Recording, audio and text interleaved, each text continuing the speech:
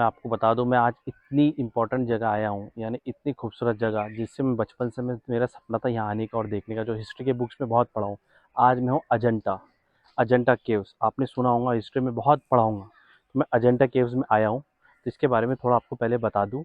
क्या यहाँ जो आने के लिए आप औरंगाबाद से एक 150 रुपीज़ लगेंगे, आप अगर लोकल ट्रांसपोर्ट लेते हैं तो, और बस से आते हैं तो। और अंदर जो आने का है वो 25 रुपये टिकट है। और अंदर की है अंदर केव्स के अंदर आने की अलग टिकट है, वो है 40 रुपये। और यहाँ आप देखेंगे बहुत खूबसूरत खूबसूरत केव्स है। वैसे तो अभी 26 केव्स है जो चालू है, जो दिखने के लिए है।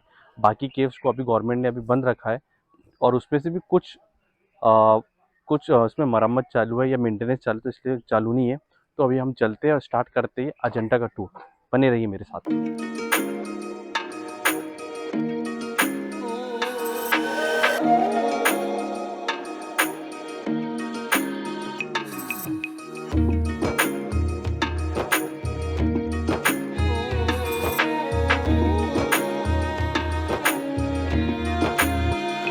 तो दोस्तों, मैं अभी आ चुका हूँ अजंता केव्स के अंदर।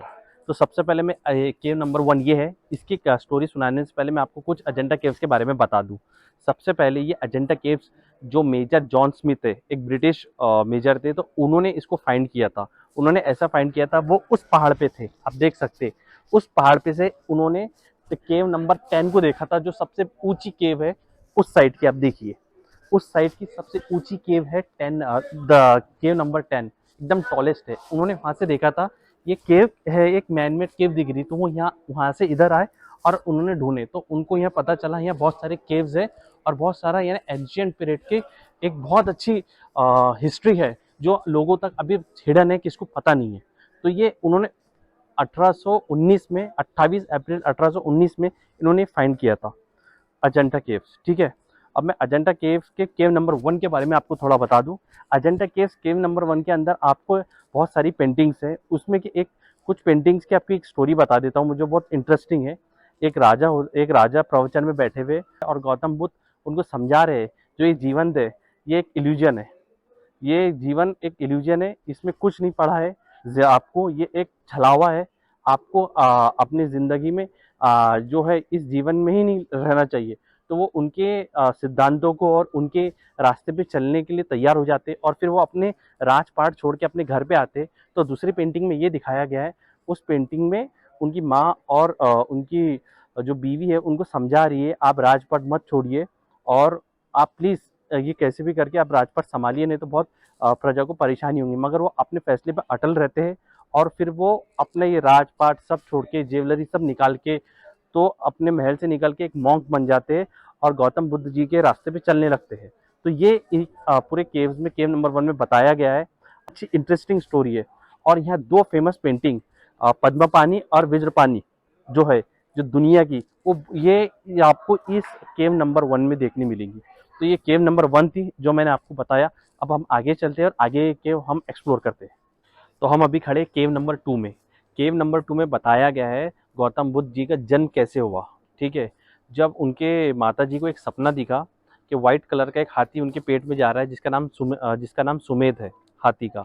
तो वो उनको एक सपना दिखता है, तो वो उनके पति से पूछती है, ये सपना मुझे ऐसा दिखा है, मैं क्या करूँ। तो वो अपने जो मिनिस्टर्स है उस टाइम के, तो उनसे पूछते हैं, तो उनके पास भी कोई जवाब नहीं रहता, उनको भी नहीं पता रहता ये सपने का मतलब क्या है।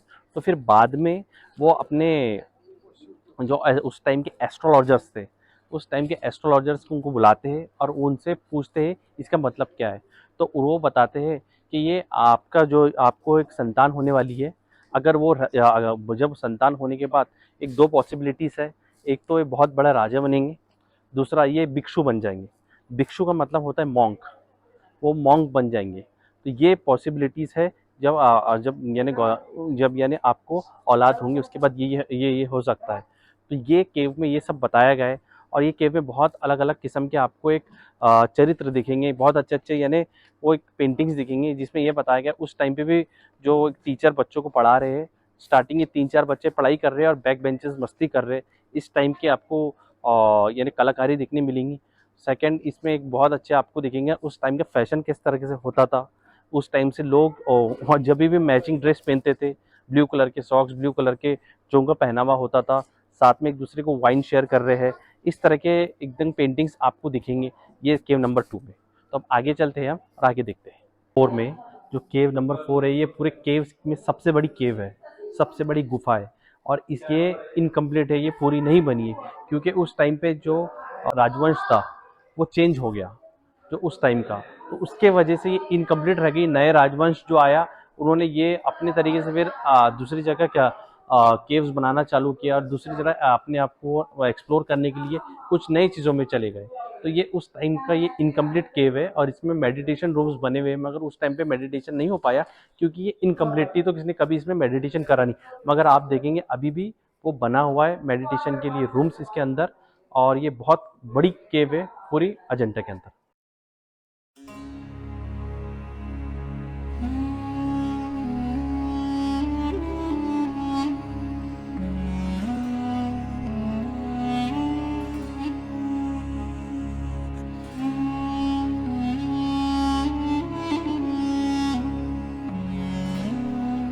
तो हम अभी खड़े हैं केव नंबर 6 में, और आप देख सकते हैं ये केव नंबर 6 डबल स्टोरी है, ऊपर नीचे देखिए पहाड़ों में बनी गई है डबल स्टोरी केव नंबर 6। और ये 6ठी शताब्दी में बनी गई है वाकाडाका डायनेस्टी के टाइम पे।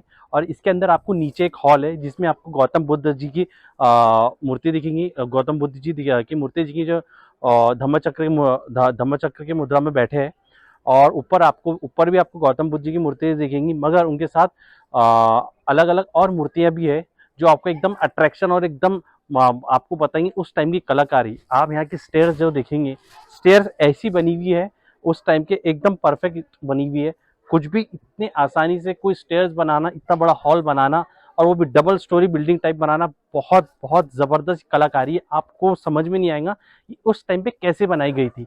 आप देख सकते हैं ऊपर के पिलर्स, देखिए आप जो ये पिलर्स है उस टाइम पे हाथ की कारागिरी है, और एकदम की परफेक्शन देखिए। आज के टाइम में भी अगर कोई बना ले तो इतना परफेक्ट नहीं बना सकता ये हाथ से। उस टाइम पे ऐसे कलाकार हुआ करते थे और उस टाइम पे ऐसे काम करने वाले हुआ करते थे। तो ये तो केव नंबर 6 थी जो 6ठी शताब्दी में बनी थी। अब आगे के केव में जाएंगे और एक्सप्लोर करेंगे एजेंडा में और क्या है। तो अभी हम आए हैं केव नंबर 7 में, जो कि आप देख सकते हैं ये केव में गौतम बुद्ध जी की मूर्ति है, वो धम्मचक्र के मुद्रा में बैठे हैं, मगर इसमें इनके हाथ टूटे हुए हैं। आप देख सकते हैं ये जो केव है ये 6th सेंचुरी की बनी हुई है, और आप देख इसमें है ना सिर्फ यानी जो 6th सेंचुरी तक जो बनी हुई है केव्स वही पूरी कंप्लीट बनी हुई है। बाकी जो केव्स बने हुए बाद में वो इनकम्प्लीट केव्स है।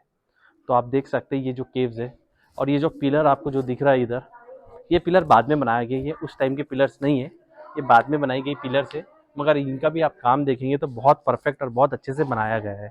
तो ये बहुत खूबसूरत एक छोटी सी केव है, इसमें भी मेडिटेशन के रूम्स है बहुत सारे आपको दिखेंगे वहाँ, जो मेडिटेशन हुआ करते थे उस टाइम पे, जो मॉन्क्स थे वो मेडिटेशन करते थे, तो अभी भी वहाँ रूम है। तो ये केव नंबर 7 हो गई। अब आगे चलते हैं अगली केव देखते हैं, क्योंकि आगे वाले केव्स बहुत अच्छे और बहुत बड़े हैं जिसमें बहुत कुछ बताने लायक है।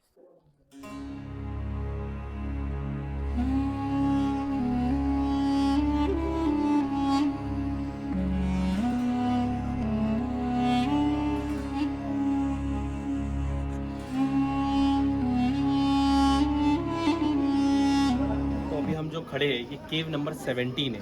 केव नंबर 17 ये लास्ट पेंटेड केव है पूरे अजंता के अंदर। अगर आपको पेंटेड केव्स की बात करूँ तो उसमें 1, 2 और 16, 17 ये सिर्फ पेंटेड केव है।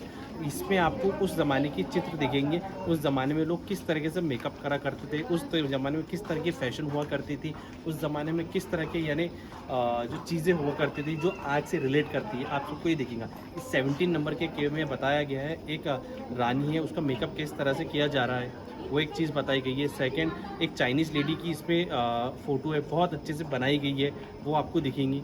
और इसमें एक बहुत खूबसूरत चीज़ है जो सिंगापुर लायंस जो हम देखते श्रीलंकन सिंगापुर लायंस जो उनकी फ़ोटो होती है, चित्र होता है, उस तरीके की यहाँ चित्र बने हुए।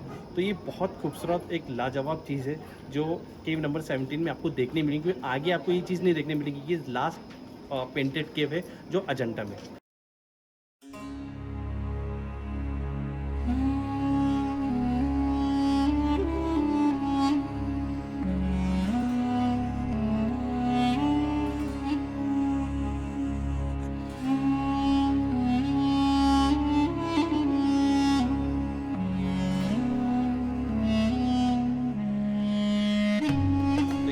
नंबर 19 है, आप जो मेरे पीछे देख सकते हो, ये 6ठी शताब्दी में बनी गई केव है और इसमें आपको गौतम बुद्ध जी की मूर्ति है, उसके पीछे आपको एक स्तूप दिखाया गया है। वो स्तूप ये प्रतीक करता है महायान और हीनयान संप्रदाय की एकता को बताया जाता है। और इसमें खास बात ये है, आप देखेंगे जो इसका जो ऊपर का आपको ये दिख रहा है राउंड शेप, जो एंट्रेंस गेट दिख रहा है, ये आप देखेंगे औरंगाबाद यूनिवर्सिटी के में भी इसका ऐसा गेट है। और बहुत सारी इमारतें हैं जो दिल्ली के अंदर इस तरह की जो इसके एंट्रेंस गेट है, तो इससे इंस्पायर होकर वो बनाई गई है एज अ ट्रिब्यूट देने के लिए अजंता को। तो इस तरीके से बनाई गई है।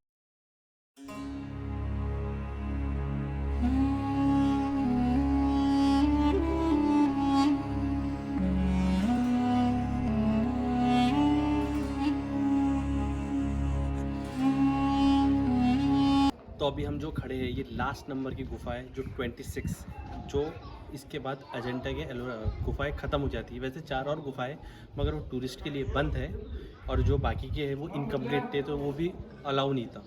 तो जितने भी ये जो 26 गुफाएं हैं इसमें आपको मैं बता दूँ ये लास्ट वाली है। और इसमें जो पहली गुफा से लेके तो आखिरी गुफा तक जो बताया गया है गौतम बुद्ध जी के जीवन के बारे में, उनका जन्म कैसा हुआ, उनकी किस तरह से उनकी एक जर्नी रही लाइफ की, और फिर बाद में उनका अब यहाँ कैसा एंड कैसा हो रहा है जब इस वो गौतम बुद्ध जी जब इस दुनिया को छोड़ रहे हैं। ये 26 नंबर की गुफा में बताया गया है जब उनके यानी शरीर को उनकी आत्मा छोड़ रही है और नीचे के जो लोग हैं उनके भिक्षु जो मॉन्क जो वो सब रो रहे हैं, और जो ऊपर के जो लोग हैं जब स्वर्ग के उन बहुत खुश हो रहे हैं क्योंकि गौतम बुद्ध जी ऊपर स्वर्ग में आ रहे हैं। तो ये इस वाली केस में आपको पूरी ये जानकारी मिलेंगी गौतम बुद्ध जी का जो आखिरी में उनका वक्त कैसा था और किस तरह से उनके शरीर से उनकी आत्मा निकल रही है और वहाँ पूरा सिनेरियो कैसे है उस वक्त का ये बताया जा रहा है इस 26 नंबर वाले केव में। तो ये लास्ट केव थी जो कि अजंता की है।